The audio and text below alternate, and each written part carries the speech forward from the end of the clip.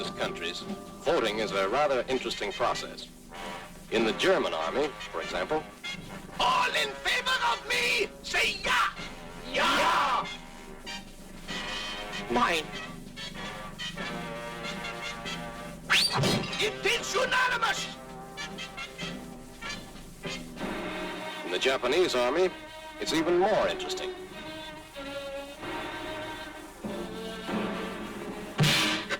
One more vote for Tojo.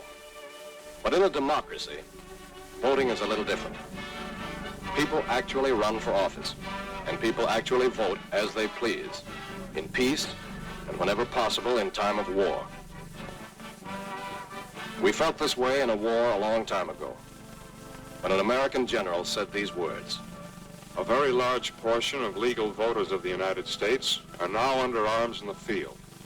They are American citizens, having still their homes and social ties binding them to the states from which they come and to which they will return.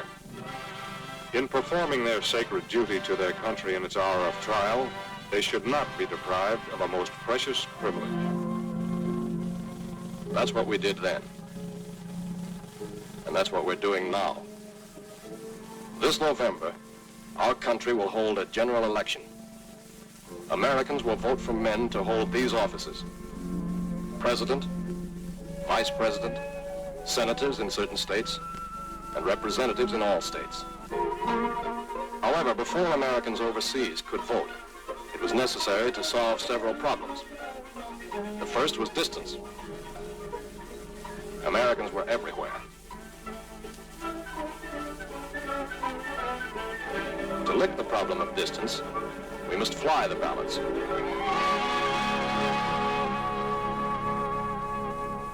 The second problem was eligibility.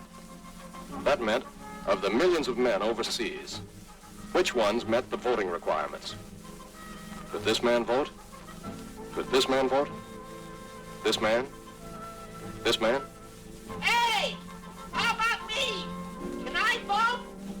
To find that out, first of all, read the posters. What posters? You won't be able to miss them. A series of 5 posters appearing at intervals will be tacked up everywhere in and around your installation.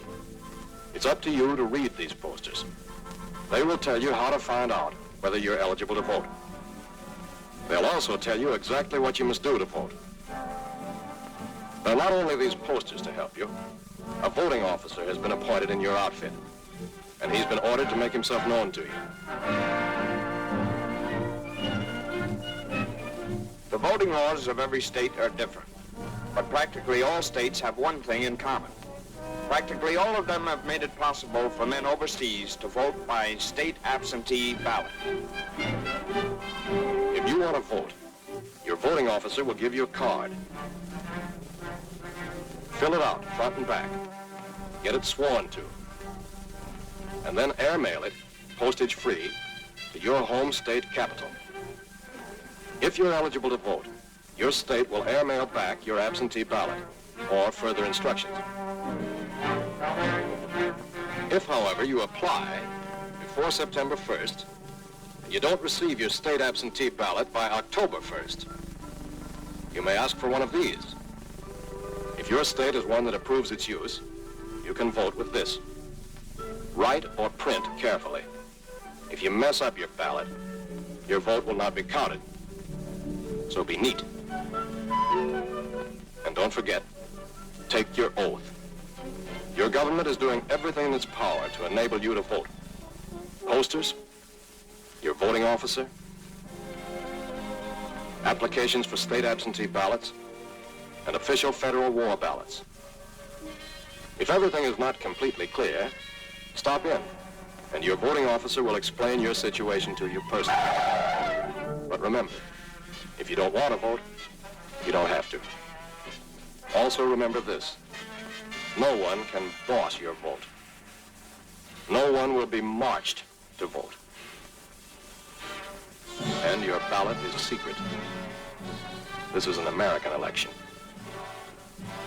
And if you follow the instructions carefully, your ballot will fly home and will make you a part of another American election. And that's important.